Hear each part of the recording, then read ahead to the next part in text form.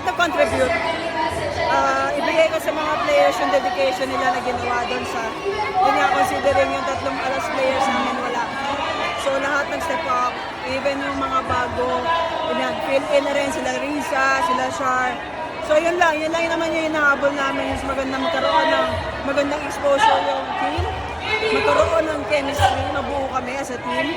And also maganda itong part ng on-tour na to na nakikilala din namin yung isa't isa, aside doon sa play inside the court. But definitely, ibigay ko doon sa mga seniors who handle the team well, si Ivy, si Faith, especially si Faith, kakabalik lang, si Miss Soltones, lahat yung bibigay ko sa kanila.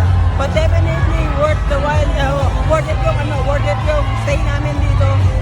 Ang dami namin experiences na nakilala din namin yung discover yung concept yung team namin, each members.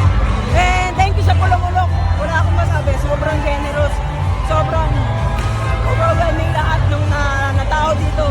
And of course sa inyo, baka kayo din yung inspirasyon namin. Thank you. Coaches, with you Faith, kamusta lang po yung transition niya, pagbabalik niya?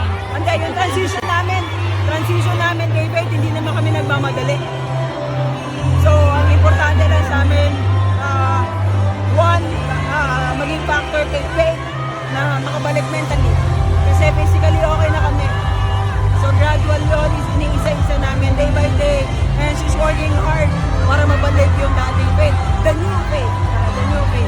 Antayin natin yung baka soon siguro by all Faith. Maano natin siya, mabuo natin siya. And happy ako na nakabalik siya for the longest time. Coach, in-expect niyo ba yung reception ng fans? Kasi knowing Choco Mucho, dominated talaga. Pero kanina,